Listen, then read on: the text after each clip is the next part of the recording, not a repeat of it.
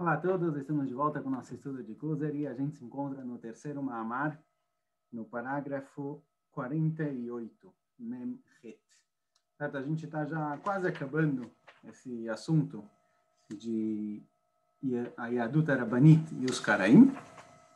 Já estamos terminando essa questão, mas o rei de Kuzar, ele falou que ele tem algumas perguntas, embora ele tenha aceitado completamente a ideia do Haver, a ideia de que existe uma Torá oral, existe uma tradição para explicar a Torá escrita, mas assim, ele tem algumas perguntas pontuais que ele gostaria de fazer, e o Haver fala, tá ótimo, se tem perguntas, vamos lá, vamos discutir, vamos conversar, estou aqui para isso.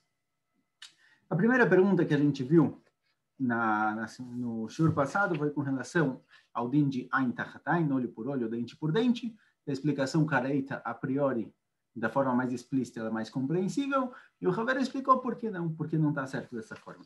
Agora, o Cruz ele pergunta outra questão. Ele fala, olha, quando eu analiso o judaísmo original e os caraítas, eu vejo que os caraítas lidam de forma muito mais preocupada, muito mais séria com pureza e impureza, tumá e tará.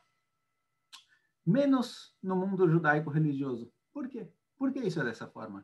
A priori, muitos psukim, vários e vários lugares da Torá, a Torá nos diz para nos afastar de coisas impuras. A proibição de encostar, por exemplo, um animal morto, ele é impuro, não pode encostar num animal morto, é uma nevelá.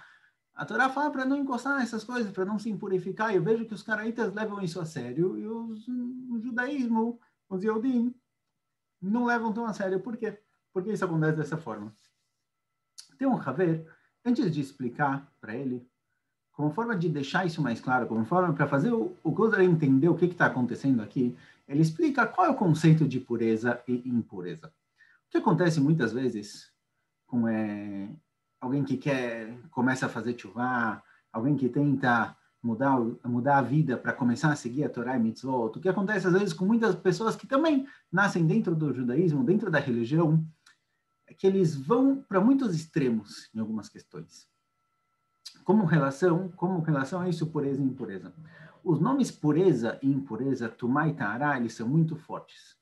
Eles têm uma conotação de que, olha, ou você é puro ou você é impuro, 8 ou 80 são duas divisões, o mundo tem dois tipos de pessoas puras e pessoas impuras, e tem que se afastar o máximo possível da impureza. Isso daqui causa alguns problemas, certo? Mas na continuação, a gente vai ver com relação qual o problema de seguir alguns extremos. Mas, de qualquer jeito, o Haver, primeiro, ele dá uma explicação pontual para pureza e impureza. Ele fala o seguinte, olha, saiba que essa questão de impureza não é uma proibição. Em nenhum lugar a Torá proíbe estar impuro. Existe o Nazir, o Cohen, são pessoas específicas que eles sim têm uma proibição de se impurificar, mas de forma geral, para a grande maioria do povo, não existe uma proibição de estar impuro. A única proibição é que alguém que está impuro não pode fazer determinadas coisas de Kedushá, de santidade. Então, por exemplo, alguém que está impuro não pode entrar no Beit HaMikdash, não pode comer trumá. Tem coisas específicas que alguém que está impuro não pode fazer, mas não existe uma proibição específica de se impurificar. A maioria, Kohanim não podem, Nazir também não, mas a maioria do povo não está proibido de se impurificar. Embora a questão de pureza seja algo muito valorizado, certo? Na Mishnah, porque a volta está escrito que uma das formas de se conectar com a Torá é a pureza. A gente encontra muitos tzadikim, muitos hassidim, que eles valorizaram muito essa questão da pureza, justamente, porém não é uma obrigação.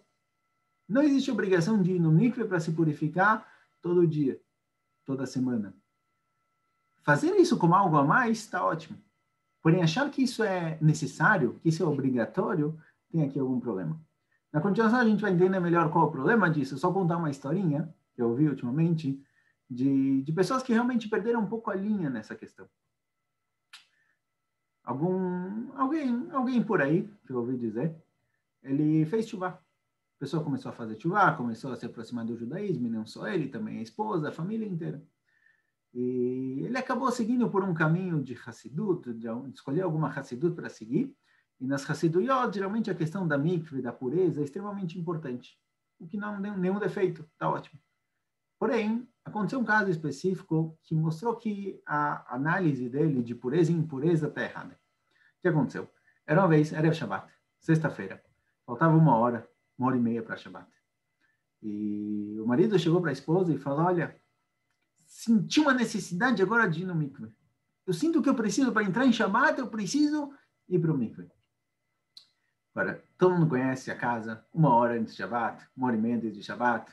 A casa está uma bagunça, a cozinha está bagunçada, precisa ainda limpar tudo, precisa arrumar a casa, precisa acabar de dar banho nas crianças, todo mundo tem que acabar de se preparar para poder começar o Shabbat. E ele sentiu uma necessidade muito grande de ir no mikve. E a esposa falou, tudo bem, não tem problema, vai lá, pode ir, eu cuido da casa.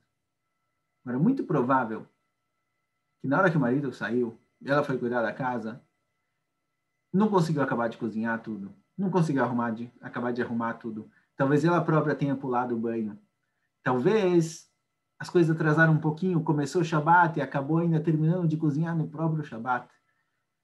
Mikve é uma coisa importante, só que tem que colocar nisso a proporção correta.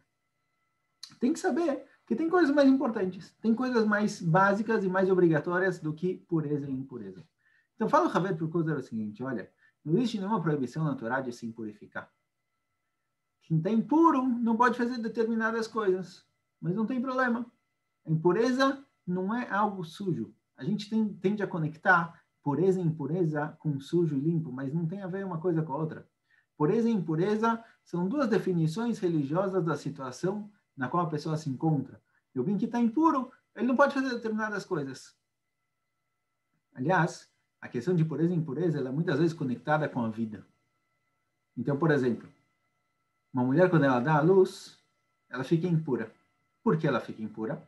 Porque ela tinha dentro dela uma vida, tinha dentro dela uma criança, e essa criança saiu. Ela perdeu parte da vida. Ao perder parte da vida, existe aqui impureza. A maior impureza que tem na Torá é o morto. O morto é a maior impureza que existe. Por quê? Porque existe falta de vida. Ele tinha uma alma dentro dele que foi embora e sumiu, existe aqui uma impureza. Ou seja, a pureza e impureza não é algo problemático que existe dentro da pessoa, não é algo sujo, não é algo errado. É simplesmente uma situação religiosa na qual coisas são permitidas ou proibidas. Então, fala o Haver para o Kuzer, olha, você vê que os caraim se dedicam muito com relação a pureza e impureza. Então, em primeiro lugar, a verdade é, como ele vai falar, como ele falou por aqui, que eles erraram na explicação dos psukim. Eles entenderam os psukim errados. Quando a Torá fala que a nevelá é impura, quando a Torá fala que um animal morto é impuro, que um morto é impuro, e qualquer outro tipo de impureza, a Torá está falando um fato. Está falando isso daqui é impuro, não está falando que você tem que se afastar disso. Os caraim leram a Torá da forma como eles quiseram. Então eles entenderam quando a Torá falou isso daqui é impuro, se afasta, entenderam que é proibido, não posso encostar. Mas nossos sábios já explicaram que não. A Torá oral, a tradição já nos ensinou que o que é impuro, é impuro. Se você encostar em uma nevelá, se você encostar em um morto, você ficar impuro, você não pode entrar no Beit HaMikdash, você não pode comer korbanot. Mas isso daqui não quer dizer que tem um problema em você. Então, fala o Haver para o Kuzer, olha, tá bom que você vê ele se dedicando demais a essas questões. Porém, as questões de pureza e impureza não são necessariamente coisa certa ou errado. Não são um pode ou não pode. É um status no qual a pessoa se encontra. Pureza e impureza. Então, tomar cuidado com isso é importante. E no mikve é uma coisa boa, é uma coisa ótima. Purificação, se preparar para... Antes, por exemplo, existe uma mitzvah de se purificar antes dos Hagim, certo? Homens têm uma mitzvah de ir no mikve antes de Pesach, antes de Shavuot, antes de Sukkot. Se prepara para o Hag dessa forma. Com certeza é algo positivo, é algo bom, porém tem que dar a proporção correta. Na continuação, vamos ver o que acontece com quem não dá a proporção correta. Onde os caraim chegaram. O que acontece com alguém que acha que pureza e impureza é algo extremamente importante e ele vive isso da melhor forma possível, ele dedica muita força para isso. O que acontece com todo o resto? Poderíamos comparar aqui o que acontece com relação às gulot. Tem muitas coisas que pegam a pessoa, que faz você se conectar muito com aquilo e você acaba se dedicando muita energia e muita força para aquilo. Então, os caraítas, eles viram pureza e impureza como algo extremamente básico e essencial e dedicaram muita força para isso. Hoje em dia, caraítas já não existem muito, mas o que acontece, o que existe muito na sociedade judaica, religiosa hoje em dia, é a questão de sgulot. O que são sgulot? Sgulot são atos específicos que possivelmente, aparentemente, conseguem mudar a nossa situação. Então, às vezes, tem uma segulá contra a Inerá. Você tem uma segulá que te protege do mal olhado. Você tem uma segulá para refuar. Você tem uma segulá para cura. Você tem uma segulá para parnassá. Essas segulot são verdadeiras. Não todas, certo? Algumas são simplesmente invenções, mas muitas delas são verdadeiras. Porém, o foco não está lá. Isso não é a essência do judaísmo. Essas são coisas extras. São coisas além do necessário. São coisas que você quiser fazer, tudo bem, não é prejudicial, tá ótimo. Porém, transformar algo que é secundário em essencial, transformar algo que é secundário no principal, aqui tem um problema. Aqui você mostra que o caminho que você está seguindo, o judaísmo no qual você vive, não é o judaísmo real. Então, os caraítas viram a questão de pureza e impureza como se fosse algo essencial, algo que sem isso não dá para ser judeu. Eles estavam errados. Igual alguém que acha que a segulá é o principal. Então, quando você tem algum problema, vou fazer aqui alguma segulá especial para mudar a minha situação. Quando, na verdade, se você tem um problema, você devia fazer tchuvá, você devia fazer tzedakah, você devia fazer tefilá, estudar a Torá. Tem coisas que são muito mais básicas no judaísmo que definem a vida da pessoa. Então, a segulá é algo extra, é algo além. Tá ótimo, importante, porém não é essencial, porém não é o básico. Então, o que os caraítas fizeram, eles pegaram uma questão que tem uma conotação muito forte na sociedade, pureza e impureza, tem nomes assim pesados, alguma coisa que é pura, é muito bom, é ótimo, algo que é impuro, as pessoas tendem a se afastar e tendem a não querer isso por perto. Então, eles pegaram algo que tem uma conotação social muito forte e transformaram isso em algo central no judaísmo, quando não é real. É igual hoje em dia, muitas pessoas transformam a singulot no essencial. Nós temos primeiramente mitzvot. Nós temos primeiramente o certo e errado, o que pode e não pode, mutar e assur, as mitzvot, as alachot. Segulá é algo extra, é algo além, algo que com certeza ajuda, se ela for real, se ela tiver uma fonte, ela vem de algum lugar com santidade, não tem problema nenhum. Porém, ela é secundária.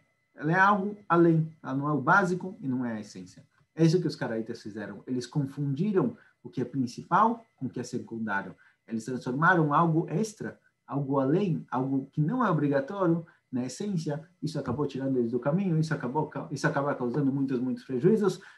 No próximo shur a gente vê qual o prejuízo, qual o problema. E se eu dedico muito a pureza e impureza? O que acontece aqui? Na continuação. Tchau, tchau, pessoal. Até mais.